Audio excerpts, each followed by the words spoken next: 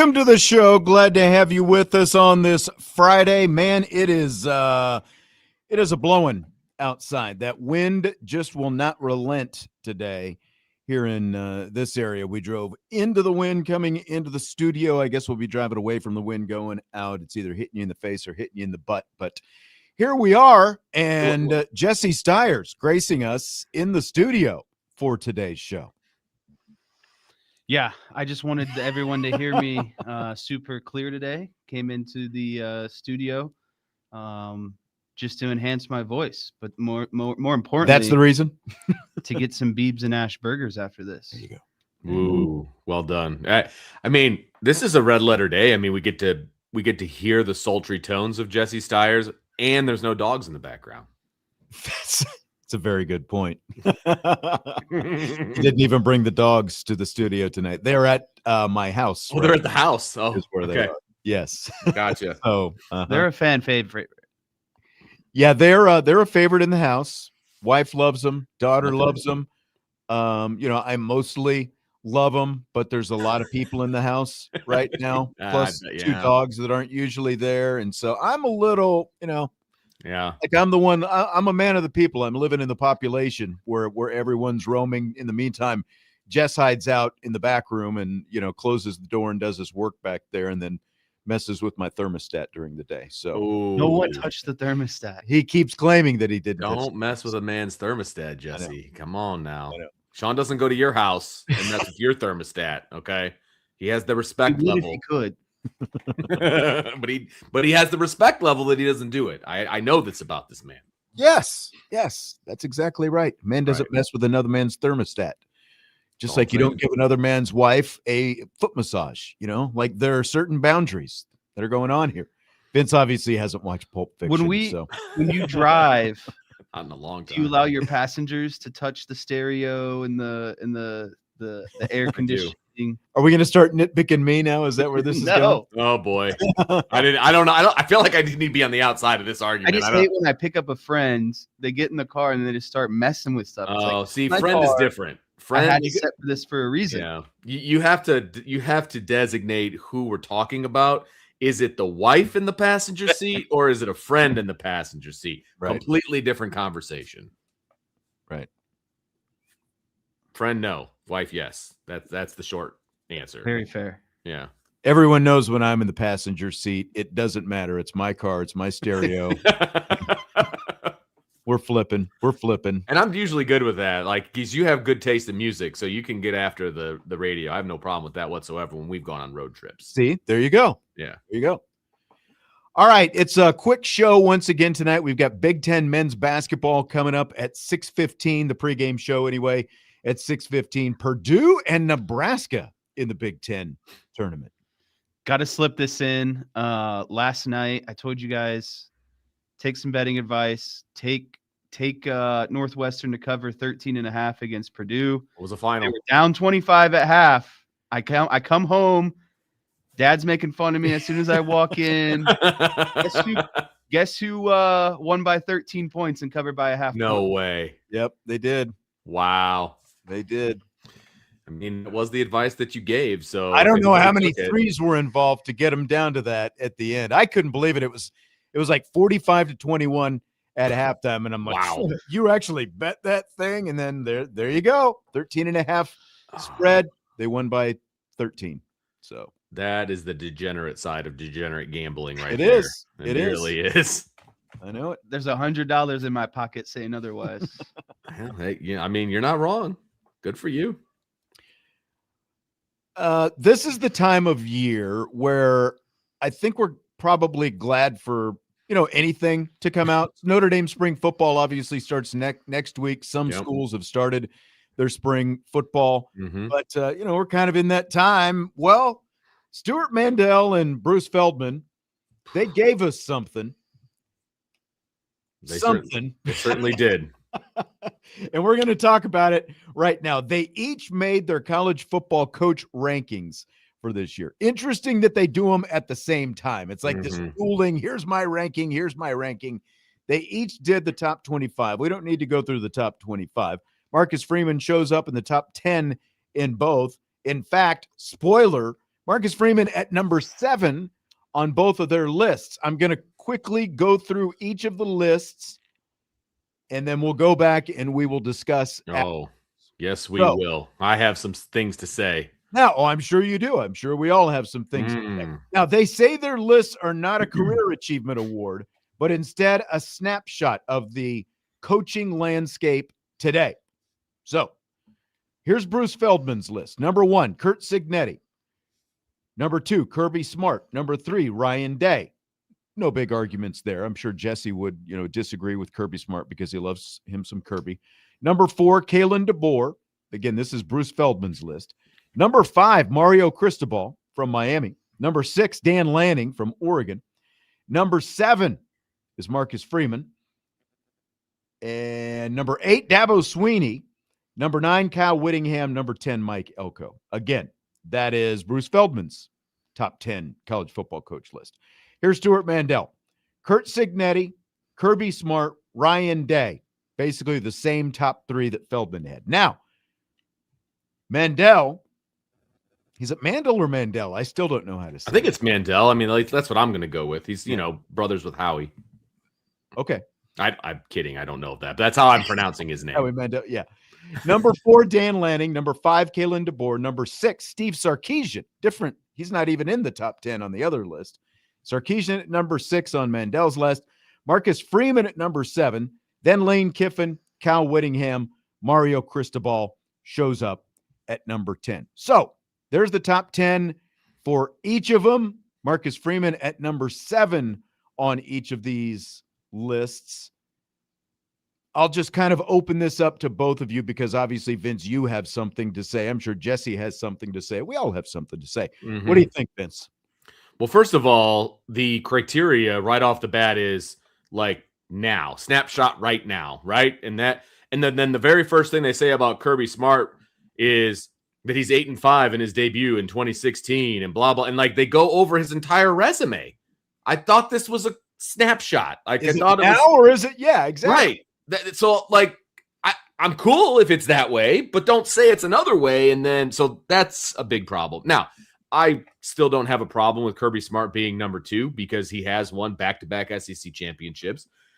The issue is it's not great what has happened once he's gotten to the playoff. So that, that has to be taken into account. And technically, you're not supposed to count the national championships because that was in the past. That's not part of the snapshot. Honestly, I'm fine with 1, 2, 3. It's fine because all of those guys hold national championships. Yeah, and again, 1, 2, 3 is Cignetti, Smart, and Day, like you said, fine. All national championship head coaches. That's fine, and I am fine with Curt Cignetti being number 1 because he won the most recent national championship. He's got 1 loss on his record in 2 years. Like I'm cool with that. So those are cool. After that, then we have an issue. Jesse, if you want to talk about the top 3, I'll let you kind of go there, and then we can talk about the rest. Does that work, or do you have an issue? Do you have an issue with 1, 2, 3? I'm largely in the same boat as you. I think 1, 2, and 3. I'm good with Cignetti, Day, and Smart. I definitely think Cignetti and Smart are over Day. I think those two are like a 1A, 1B type of conversation. I just more impressed with Kirby Smart. That's just me personally. It's fine. I know Cignetti, has turned around one of the historically worst football programs of all time, but he doesn't play in the SEC, and his Big Ten schedules have been more favorable for a first year and second year head coach. So, we could, I think that's an argument where it could go either way. I'm not really going to be mad if you have Cignetti at the top or Smart at the top, but personally, I have more respect for Smart, and so that's where I would leave that. I think the majority of the discussion does come basically 4 through 7 or once we get into this middle part. Yeah, you're exact, because I have zero problem, because somebody else did a list a couple months ago and we talked about it, and the big debate I think that Jesse mostly had was, well, shouldn't Kirby Smart be over Cignetti since he has been doing this for a longer time? And I mean, even though he hasn't won a national championship in 4 years now, he 22. Did win back-to-back national championships, and they're still going to the college football playoff every year. So it's like, you look at that, there is more sustained success, but again, You're like, both of these guys, Feldman and Mandel, are trying to tell us, well, this is about what's going on right now. So Yeah, I mean, why are we talking about what Kirby Smart did exactly. 10 years ago, basically? Yeah, and I still think he belongs in the top 3. Like, I'm good. I am Absolutely totally good with that. I have no problem with that. I generally do subscribe to Brian Driscoll's you're number 1 until you get knocked off. Like, I'm cool with that. Like, I use number 1. I don't, because teams change every year. Like, I understand that rationale, but that's kind of an old school rationale to me. Well, then knock them off. Like, well, the next season will come and people will have a chance to. And when they do, that's when they fall. Like, I'm good with that. Like, you could be you're number 1 until you get knocked off. And I don't know. Look, they're not going to get knocked off anytime soon. In Indiana's case, they're number 1, but they're going to have a different quarterback. They're going to have an all-new offense, like all these different things. So why do they deserve to still be number 1, I guess? Well, I would say because Cignetti has proved he did it with 2 different quarterbacks over the last 2 years that he's been head coach, and 2 distinctly different rosters the last 2 years. So I think he's earned number 1. That's fine. You're number 1 till you get beat, and they're not going to get beat until like October if they get beat at all, because their schedule is garbage until then. It's harder than last year, so good job IU, but not much, not by much. But let's talk about this list. So let's do this, because now we can all agree that these 3 guys, Cignetti, Smart, and Day, deserve to be number 3. But it's the middle of this list where things get off kilter, because I think in the list that we talked about, whoever's list that was, it might have been an ESPN list, like Marcus Freeman was at number 5, and he was still behind Dan Lanning, who I think they had at number 4, if I remember right. And now both of these guys, Feldman and Mandel, have Freeman at number 7. And again, let me go through this. DeBoer, Cristobal, and Lanning all ahead of Marcus Freeman in one list. And then you look at the other list, and they've got Lanning all the way up at number 4. Then DeBoer, Sarkisian, and then Marcus Freeman. So where would you put Marcus Freeman? Does he deserve to be at number 7? Obviously, I think the consensus here is going to be that he deserves to be higher. Well, look, I am partial to Marcus Freeman. I'll be the first one to admit it, but I think he belongs in the 4 spot. I just do. Over what he's done over the last 2 years and what he's projected to do this year, he belongs in the 4 spot. If this is a snapshot over the last couple of years and like the current, like where things are, then Marcus Freeman belongs there. Kalen DeBoer is taking Alabama in the wrong direction. Like, so how is he where they have him? How is he number 4, on the first list? And how is he number 5 on the second? Part of how they justify that, the Kalen DeBoer, is what he did at Washington. And honestly, that does kind of slip your mind a little bit. But the fact that he inherited a losing team at Washington, got him to the national championship game within a couple of years. Now, he did it with 2 first-round draft picks, on offense with both Michael Penix and Roma Dunze. But at the same time, he took Washington to a national championship game, and that was with a 4-team playoff. Missed the playoff in his first year at Alabama, basically backdoored his way in because everyone politicked Alabama to get in year number 2. So that's how they're justifying it. I thought it was a snapshot for right now. Well, and that's what I don't get, because again, like, they give us the parameters, but then it feels like they've expanded the parameters quite a bit for whoever they want to be on. So, like, what are the rules here? You know what I mean? Like, what he's done at Alabama with the everything that he has going for him at Alabama, I think you could say he's average at best over the last couple of years. That's where I'm at. He's way too highly ranked for me. I think that, fortunately for us, this comparison is a lot easier than what we realize. Kalen DeBoer started at Washington in 2022, obviously spent 1 season there, went on to Alabama. Marcus Freeman started at Notre Dame as a head coach in the 2021 season. Mario Cristobal has been at Miami since the 22 season, and then also obviously was with Oregon a little bit before that. But if we're taking the current snapshot, everyone's in that 2022, 2021 range. You could throw out Mario Cristobal. His first couple years were not good at Miami. 5-7, 7-6, and then he went 10-3, and then obviously last year he was 13-3.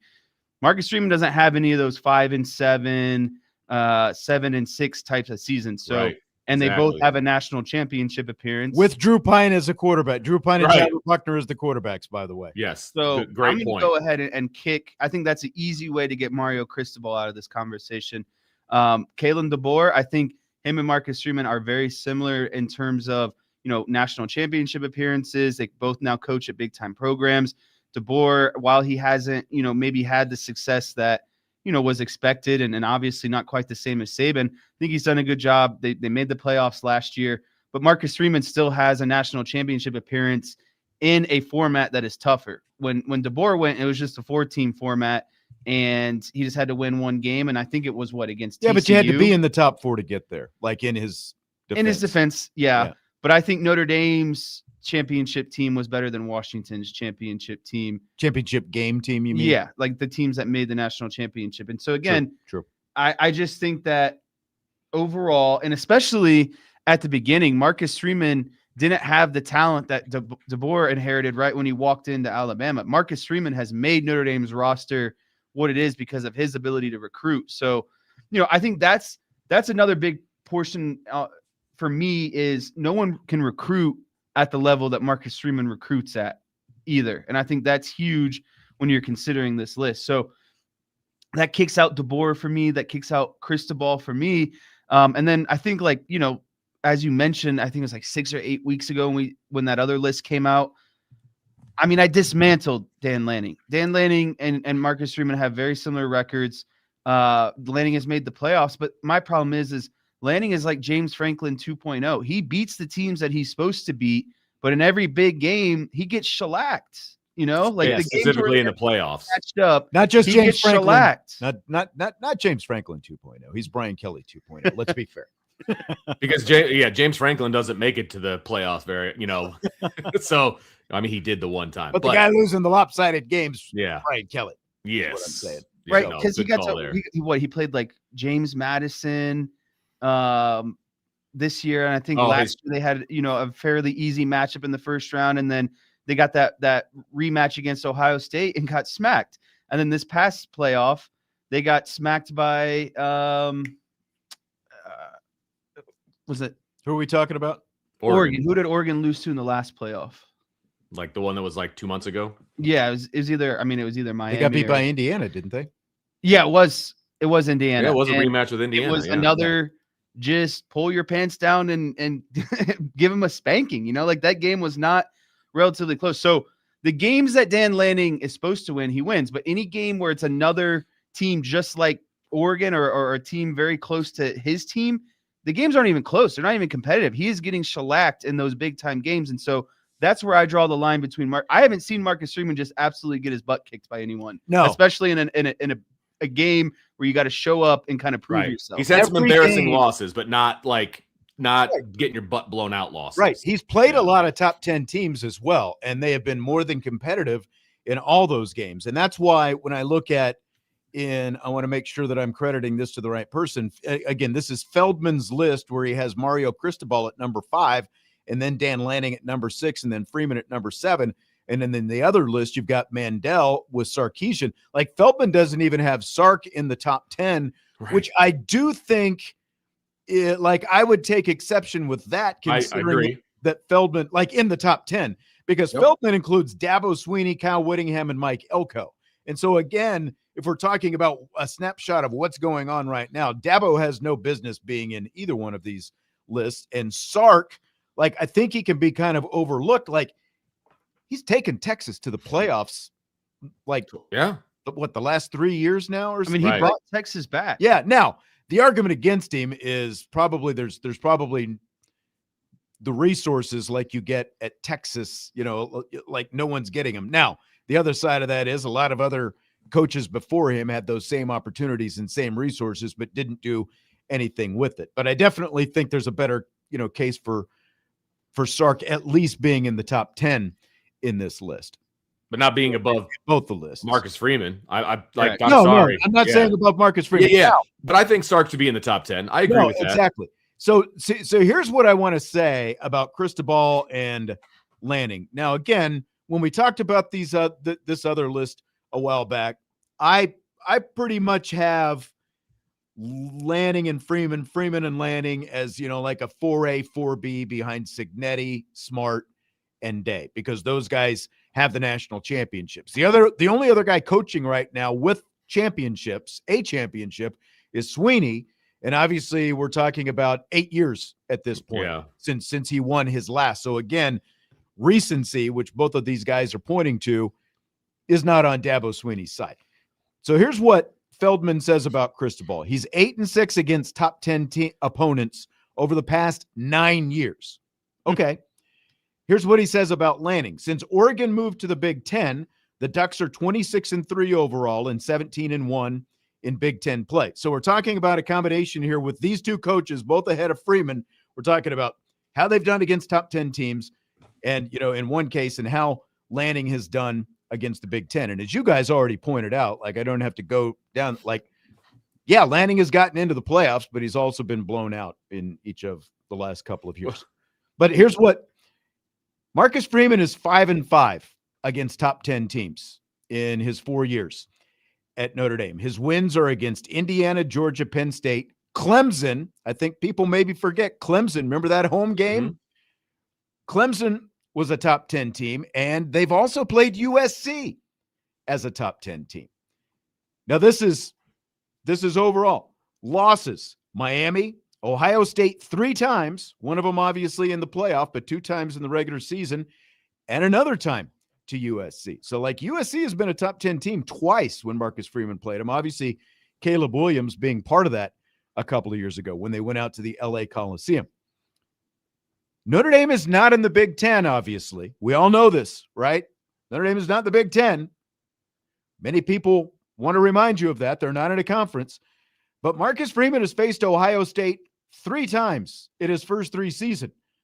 Oregon has been in the Big Ten for the last 2 years, and they've faced the Buckeyes twice. So Marcus Freeman and Notre Dame has faced Ohio State more times than Dan Lanning has already faced them.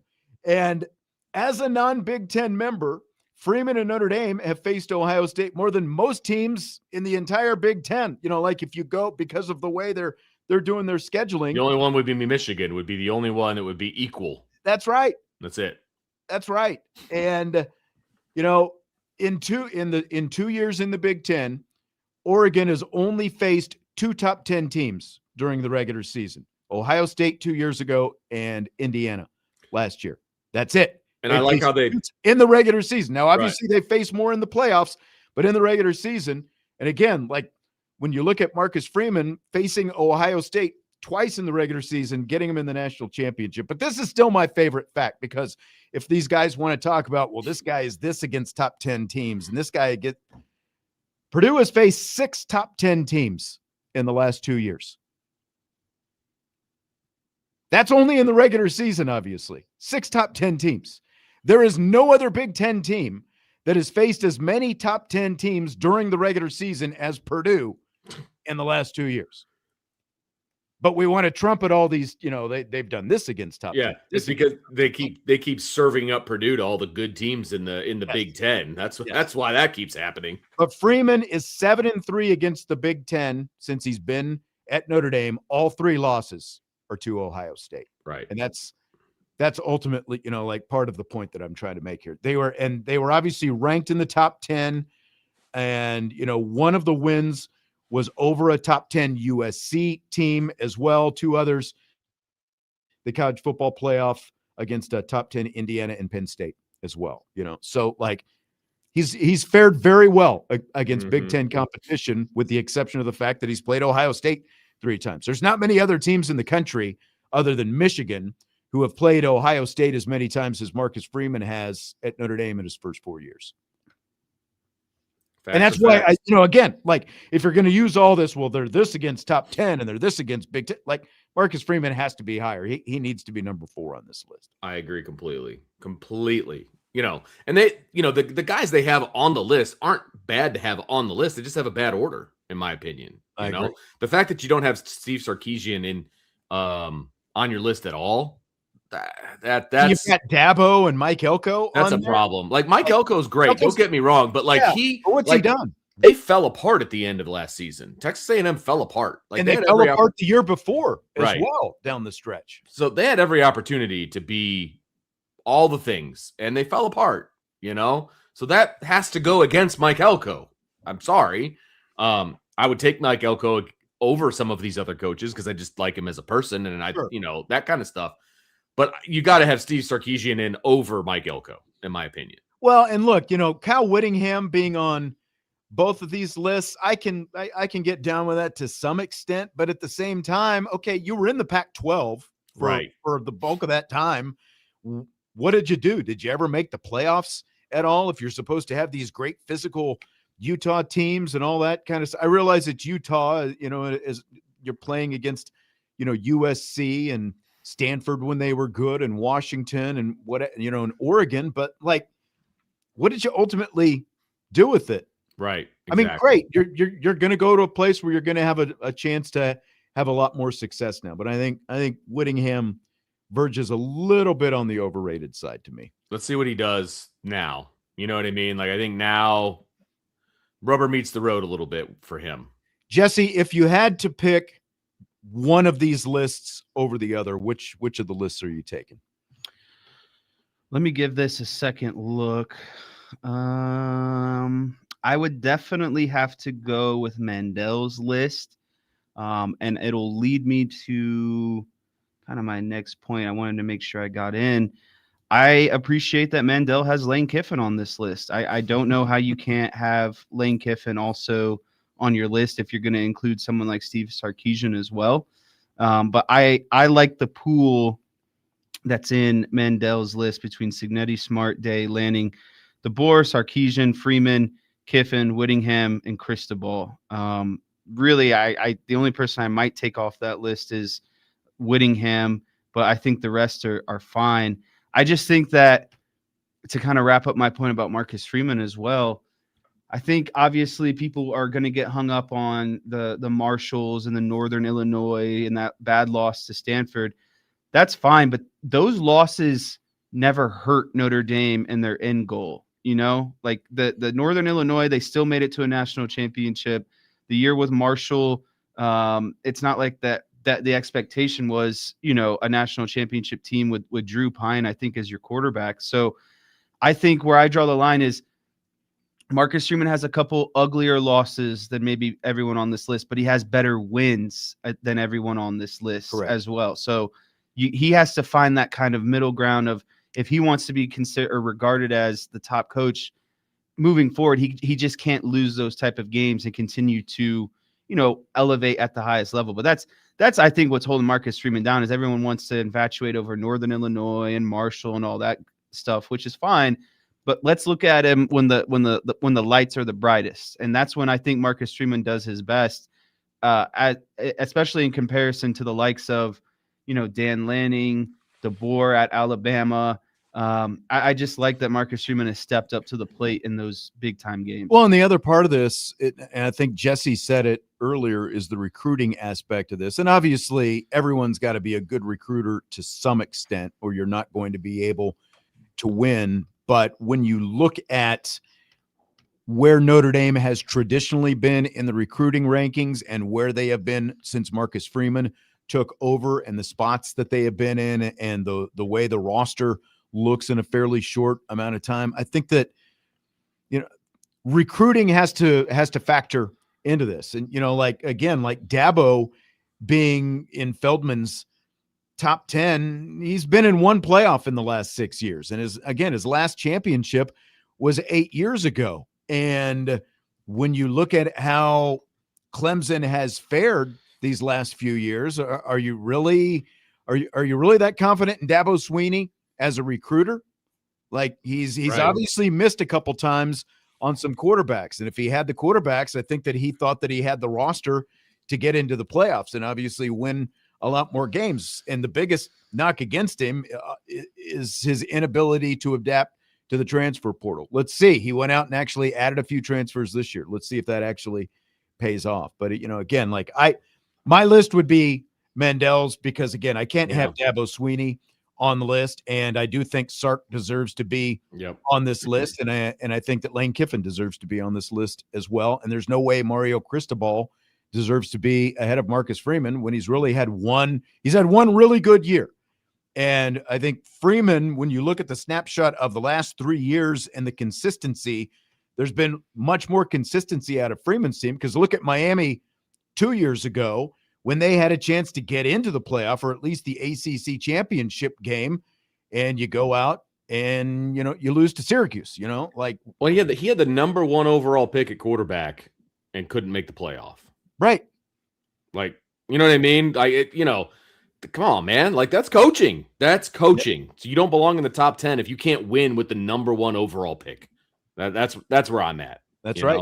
That's right. To the Northern Illinois haters out there, anytime somebody brings up Northern Illinois, it should not, there's no period at the end of that sentence. It's comma, then they went to the national championship. Right. Because that's coaching. Didn't hold them back. Yeah. Like, that's coaching. You brought your team back from a terrible loss at the early part of the season, and you knew you had to win every single game after that and into the playoff where you beat a bunch of top 5 teams, and you make it to the national championship game. Like, that actually enhances Marcus Freeman as a coach, in my opinion. It doesn't bring him down because, sometimes you lose a bad game, right? But the way he coached for the rest of that season, that elevates him, in my opinion. All right, we got to take our break. This will be our only break this hour until the top of the hour. Short show again tonight. We're done by 6:15 this evening. Jesse Stires, Vince DeDario, Sean Stires. It's an all rapid fire show. Budweiser's weekday sports beat with IrishBreakdown.com.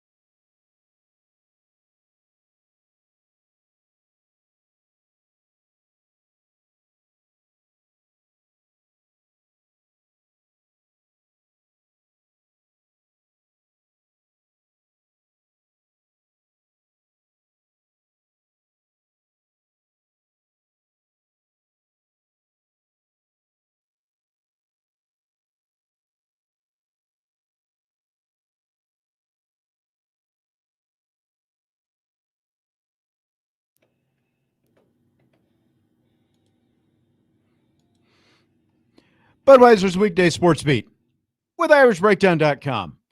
I'm Sean Stires, along with Vince DeDario and a formerly black circle on the screen, Jesse Stires. I'm convinced he picks his nose or something during the break.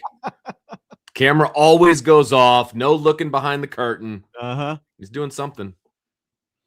I can see what he's doing this time. I won't say what he's doing. You won't even believe the kind of stuff that he does over there. You're saying I should have come into the studio. That's what you're saying. I know. I am curious. I don't know. I'd probably have to put you down the hall if you did that. That's a good point. That's a good point.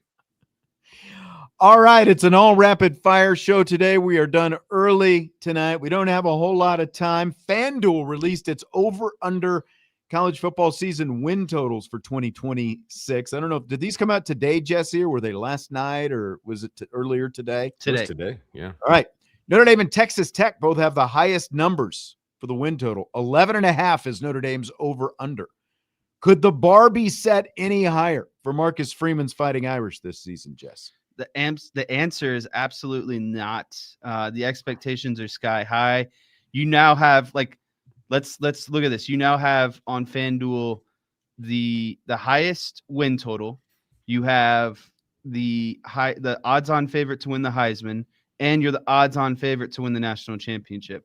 Those three things never really go well together. You're not going to get all three. Well, I think you're hopeful. Worked out for Fernando Mendoza and Kurt Signetti. But I don't think that those guys were preseason. But they were not. That's true. That's a good point. So, good call. I think that, and I think you have to also, Notre Dame's line is set at 11.5, but the over is plus money and the under is technically minus money. So they are still considered to go under the 11.5, which is well, why didn't you set the line at 10.5 then? So it's I think all the action would have gone on the over if they had done that. Yeah, there's no way that they're losing more than 2 games, maybe 1 game. But yeah, it's just expectation after expectation after expectation. And me as a fan, I'm trying not to do that because that only sets yourself up for failure. And also it leads me to watch the games and analyze the games in a much more scrutinizing way. I don't enjoy it as much when they're supposed to, you know what I mean? I'm going to be getting upset over every play that doesn't go Notre Dame's way.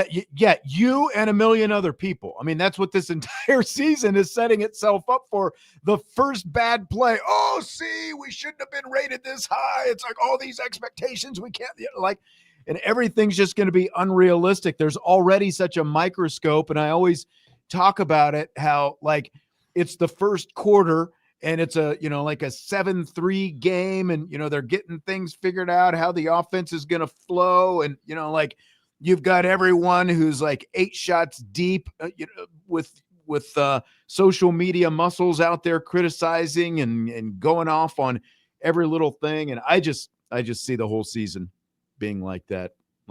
It's going to be it's really out of control. I've said before, I would rather go in as some kind of underdog, but there are just monstrous expectations on this team going in, Vince. It's going to be a whole season of holding your breath. That's what it's going to be. Now, obviously there's going to be plenty of games where they're probably going to be blowouts and things like that. But any misstep, and I'm not even saying losing a game, but any misstep along the way, well, they're not the team we thought they were. Well, that's the thing is now people are going to start scrutinizing in wins. Oh, yeah, 100%. They're not winning well enough. They're not looking well enough as a win. They're not looking like a team that's supposed to win the Jesse, it's a cupcake schedule, all right? They're supposed to blow everybody out by 40. And if that doesn't happen, they're going to get railroaded. I mean, that's just prepare yourself. Just like the month of November last year. That's what it comes down to. Now, the upside this year is Miami comes at the beginning of the season, but the other side of this is Miami's also got to uphold its part of the bargain. What if Miami isn't as good as everyone thinks Miami is going to be? Just like Florida State, coming off an undefeated season, was one of the worst Florida State teams that we've ever seen same weekend in early November a couple of years ago. So, there's all that, but that just leads to more criticism, like it's Notre Dame's fault that whoever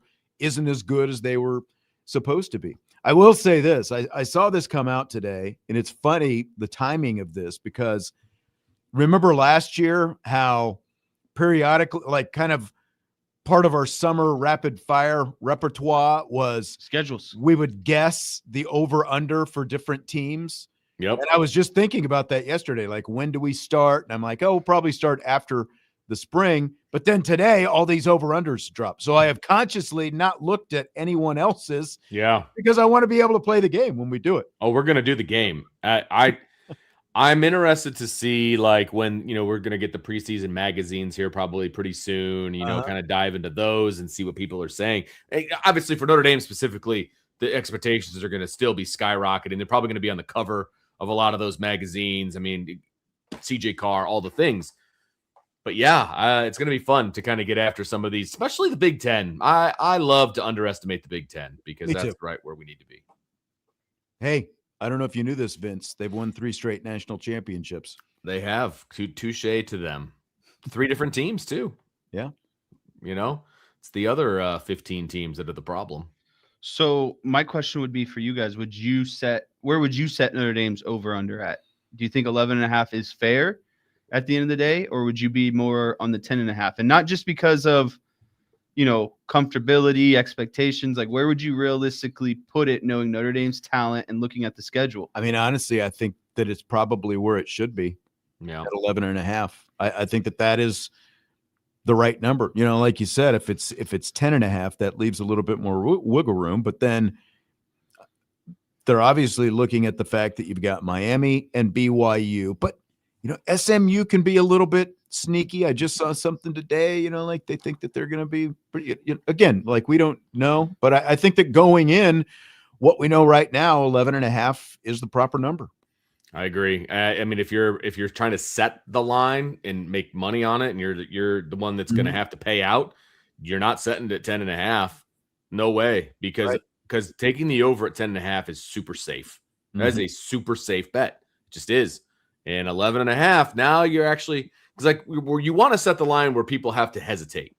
Like, ooh, 11.5. Like, which way do I go? Like, so I think 11.5 is the number. I think that is where it needs to be.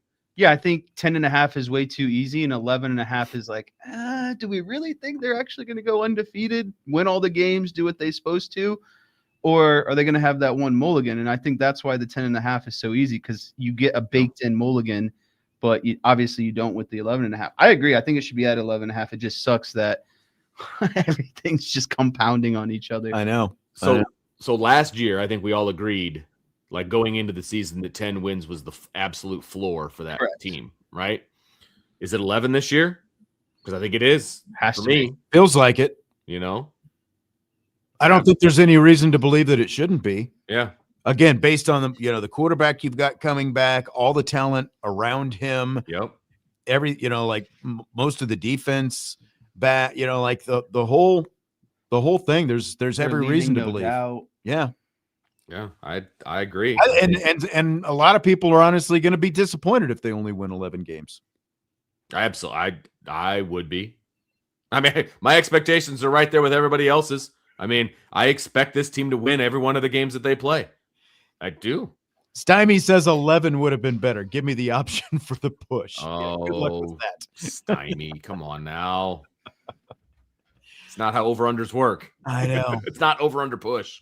Andre Tonsel asked this question on Twitter, and I saw that he chimed in earlier. He said he's got a new phone and he's going to be listening/watching back later.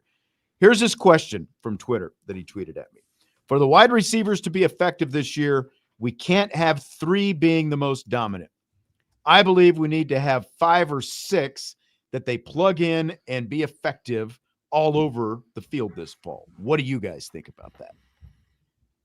I disagree. I think if you have Notre Dame hasn't had a dominant receiver in a while. And if they can have a dominant 2 receivers, then everybody else just needs to do their job. I firmly believe that. They don't need 5 or 6 guys. Now, they're going to play 5 or 6 guys, and 5 or 6 guys are going to have numbers and all of those kinds of things. I want dominant wide receivers, right? And I think Notre Dame didn't have a dominant wide receiver last year. That's the Or the year adjective before that. I'm Or the year before that. Yeah, that's what they need. Well, That's what I don't need them spread. Yes, you need to spread the ball. You need to do all those things. And with CJ Carr, that's going to happen. But he also needs to have guys that he knows he can go to. I want that. And I think that I won't assume because it was Andre's question, but dominant is the word that I focused on too. I think you really only need maybe one dominant receiver, maybe two at the end of the day. But I think that they need a pool or a rotation of like 5 to 6 guys. I think you want Faison Greathouse, Quincy Porter, Mylan Graham, and then maybe another guy or two. But amongst that group, you really only need 1 or 2 guys to be dominant, like 1,000-yard receivers, 7-8 touchdowns. Because what happens, and you're a defensive guy, Jesse, and Vince is an offensive guy, so you know how this works. And I agree with what you're saying. Like it really, so like to his point about the dominant 3, you're not going to have 3 dominant guys, and you obviously have to have a rotation. You can't just play 3 guys. You're going to play that, around 6, 7 guys. That's what it's been the last couple of years. But if you have that 1 or 2 guys as receivers who are go-to, then you have the threat. You make the defense have to respect that. Like this guy is going to get doubled a little bit more, and that's going to leave parts of the field open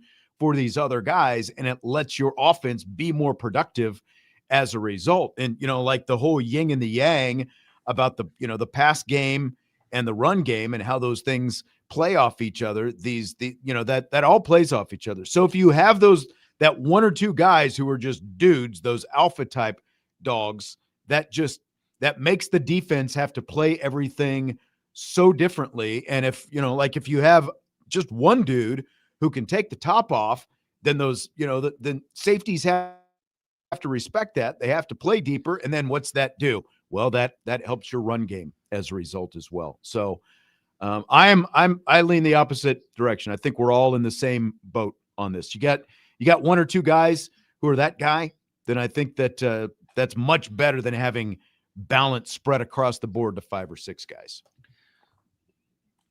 Let me ask a follow-up question that just came to mind. What are you more confident going into next season, the running back room or the wide receiver room? I would say, I'm very confident in the wide receiver room. I think there's a ton of talent there, and obviously the guy throwing the ball is very important to that. But I'm more confident that the run game is going to be special again, just because of, with the run game, now you're talking about the offensive line and all that. And I think there's so much talent in that running back room that people maybe are overlooking, or maybe they've forgotten, or whatever the case may be. I'm more confident in the run game. I would agree with that as well. Like we know that there's some guys, and to a great extent, a lot of it is still unproven talent. But I think that there's more of there's just a huge amount of upside in that wide receiver room. Absolutely. But we've got to see someone actually go out and do it. At least we have seen Aeneas Williams go out and do it in some key moments, like a Penn State in the college football playoff semifinals, and some other games, and like Stymie is saying wide receivers due to Carr. And I guess I think that they're going to be fully capable, but I'm trying to figure out how I want to say this. It's like they're going to be good because of Carr.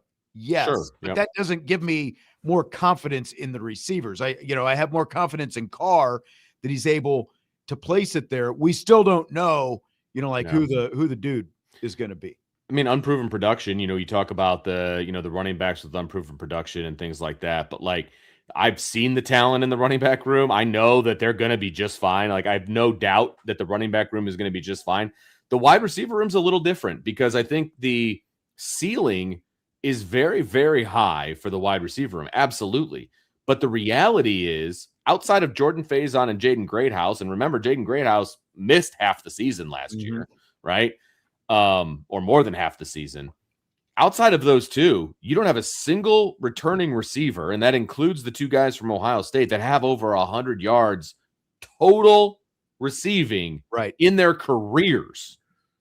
Like that, there's a lot of talent there, but there's not a lot of production there. And so we have to project with the wide receiver room. And I think there's more projection going on with the wide receiver room than I think there is with the running back room. Yeah, I think Vince, you hit the nail on the head for kind of my argument. I think the ceiling is higher for the wide receiver room, but I have more faith that the running backs, especially early on, are going to be more consistent with their production. Yes. There's not going to be as many maybe peaks and valleys. It's going to be more Yeah. of that kind of steady stream. But the ceiling is definitely higher in the wide receiver room. And also what I think you're going to see a lot of, especially early on, CJ Carr getting this hype and everyone putting on the tight tape of CJ Carr. I think what you're going to see that I think defenses are going to err towards CJ Carr early on. And I think that's going to free up those running backs in the box a little bit sooner until they start kind of get going. Then you see some teams kind of creep in. And I think that's when you'll see CJ Carr really take off, is once that box kind of creeps in a little bit. But there's no doubt in my mind to start the season, they're going to be saying, okay, we're going to take away CJ Carr, and that should free up the running backs a bit more. It's a good point. I agree. Last break, and then we'll come back and we will wrap up with our rapid fire show. We've got Big Ten basketball coming up at 6:15, Purdue against Nebraska in the Big Ten tournament in Chicago. They are in Chicago this See, year. we were wrong. I know. I saw that on the court when I flipped it over for part of the game. Big Ten Network. It's a real court, though, right? It's Especially not they don't have That that stupid Big 12. Well, Big 12 is going back to a real I court know. tonight, too. So I'm surprised we haven't talked about that. I'm sure we will at some point. it's only so much time. I know. All right, we wrap up rapid fire right after this. Budweiser's Weekday Sports Beat with IrishBreakdown.com.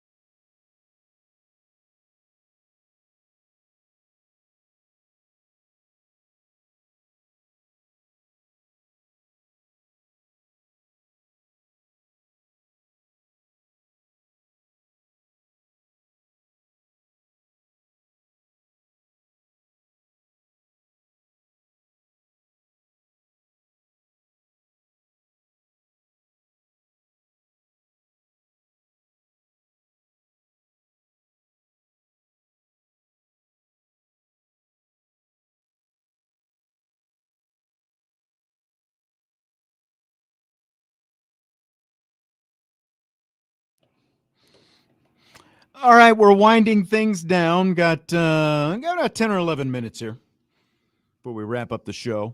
Plenty of time. I'm Sean Stires, joined by Vince DeDario and Jesse Stires. Purdue, Nebraska, Big Ten men's basketball coming up. Big Ten tournament here in just a few minutes from Chicago. We've got a couple questions we're going to work in here before we finish things up, though. Fill in the blank. It's blank that in ESPN's most recent women's basketball bracketology projections, they have Notre Dame as a number 6 seed. One projection has them going to Ohio State. The other has them going to TCU, which, of course, is the home of former Fighting Irish point guard Olivia Miles to play first and second round NCAA tournament games. I'm going to say juicy. That is juicy because I think Notre Dame falling in at a 6 seed is just what they need. And I think that, we talked about this. I can't remember if it was late last week or earlier this week. I would rather Notre Dame be at the 6 than the 5 because that means you don't have to play a higher seed until you get to, I believe, the Elite 8. And so it works better for them, I think, long term. But I think the other reason why it's juicy is, one, you could go back and knock off Olivia Miles, at their own home site. That would be something special. Especially probably very vindictive for, Hannah Hidalgo and Coach Ivy, just to kind of get the last laugh. And I guess in that whole saga that really ended or started right as Notre Dame got eliminated last year from the NCAA tournament by TCU in the Sweet 16. Correct. And so that's juicy, but then also going to Columbus is juicy because I think that bodes well for Notre Dame. I think the Notre Dame fan base would travel very well. I think it'd almost be like a second kind of home, matchup for Notre Dame. I think you'd see a lot of red and green down there. It would further this, Notre Dame and Ohio State rivalry almost started because of football, I guess you could say. So Kevin former Notre Dame assistant coach who was on Muffet McGraw's staff for the 2001 national championship team. He's the head coach down there in Buckeye Land. I did not know that. So again, that adds even more kind of layers to this whole thing. So I think the women are in a prime spot. I'm not really worried if it's a 5, a 6, shoot, a 7. I think they're one of the hottest teams in the country. And they're definitely on that list of teams that you do not want to see right now in the tournament. I honestly don't have a whole lot to add, so I'll take the petty route. I don't want them to play at TCU because I hate their court. It's really annoying to watch and look at. It is. Do we want this, what's ultimately like a soap opera distraction? Yeah. Hanging over the right. potential, like they would play in the second round. If they play, they would both have to win their first round game. Do we really want that? I don't personally. That's all anybody's going to talk about. That's what it's going to become. Yeah, it would take away from the game itself. I think so as well. Yeah. I think so as well. Like I don't want it. I could see why the NCAA would potentially match it up because there would be a lot of interest there with Miles on one side, ratings, and Doggo on the other. It is all about the ratings at times, and so I could see them doing it. I don't want them to do it. I agree with you. It would be distracting, as well as the court being distracting. Like, why would Bernie says TCU's not good this year. I don't know what you've been watching because they're a top 10 team. They've been really good. And now I realize they lost in the Big 12 championship game to West Virginia, but they've been really good all year. So wouldn't it be something though? Big 12 player of the year, ACC player of the year. It would. I mean, mano y mano. That alone. Now, what do you guys think about Notre Dame as a 6 seed? Like, do you have any, are you good? Jesse kind of alluded to it. Right. I know there are some people fighting, like they need to be a 5 seed instead of a 6 seed. I'm perfectly fine with them being a 6 seed. I like the path better as a 6 than a 5 because of the fact if you're a 5, that obviously means you're on the same side of the bracket as the number 1 seed. I would rather be the 6 seed and be on the side of the bracket as a 2 seed. Now that would be beyond the second round, obviously, but that's the path that I would rather have if I want a better chance potentially of making a deeper run in the tournament. I wouldn't want to be the 5 just to say, well, we're a 5. I'd rather be the 6 because I think the path is a little bit easier. And who you're going to play, whether it's a 4 or a 3, I don't think that there's going to be a ton of difference there. Yeah, I would like to avoid those, 33-0 UConn 1 seeds, 33 or 31-1 UCLA. UCLA, South Carolina that, that seems to just be this juggernaut consistently, Final Four, national championships. LSU, I mean, they're going to be a 2 seed, but yeah, Texas, like, I'm sorry, but in women's basketball, the 1 seeds they're in kind of their own little stratosphere, right? In terms of, like, they're very dominant. You don't see as much parity that you would see potentially in the men's game. And so if you can avoid, an undefeated UConn that beat them by 30, 40 points earlier in the season. And I know that was earlier, KK wasn't around, they're a different team, but still, if you were trying to make it as deep as possible with the least amount of resistance, I think a 6 seed bodes better.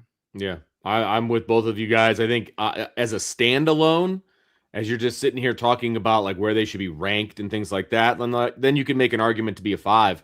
But when you're talking about path and the bracket and all of those different things, the 6 just makes more sense. So I'm with you. I think so as well. And I'm curious because, again, like the ESPN bracketology, he's one of the few, Charlie Cream, who does the consistent bracketology, projecting the bracket and all that kind of stuff.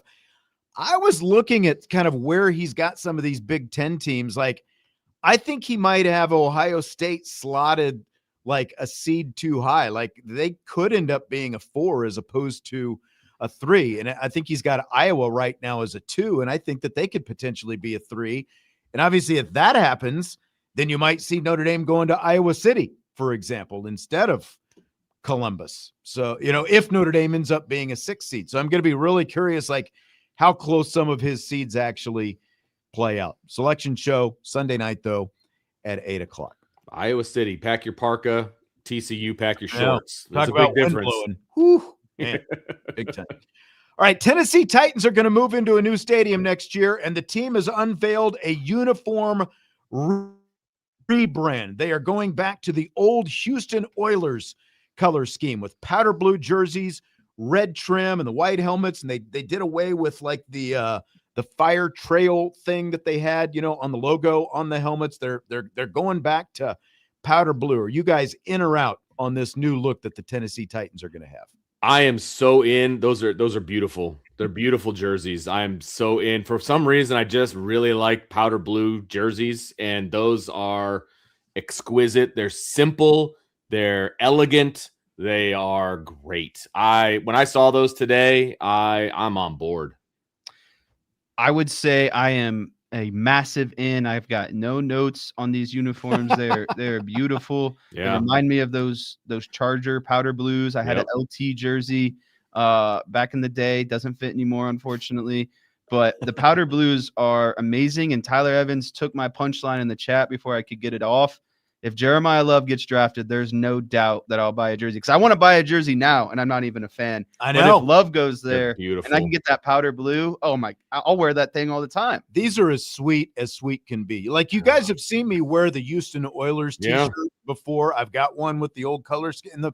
Basically, the reason is I love that color scheme. And, like the oil derrick on that t-shirt. Now, they're not going to have the oil derrick, but like, these are like very simple. I did notice like one little thing that they did on the sleeves. Guitar strings. Nashville, they did guitar strings on the sleeves. I think that's kind of cool. Yeah. An homage to Nashville, obviously. But I love it. I mean, if it took a new stadium to get them to finally go back to this, I understand when they moved from Houston to Nashville, they wanted to get away from that. But I think this is perfect. It's been like going on 30 years since this happened. I love these uniforms. Love them.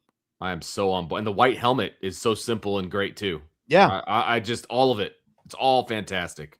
Yep. I think that like this is probably maybe the best uniform change other than the Chargers going from the midnight blues to the powder, back to the powder blues themselves. So Agreed. I think it's awesome.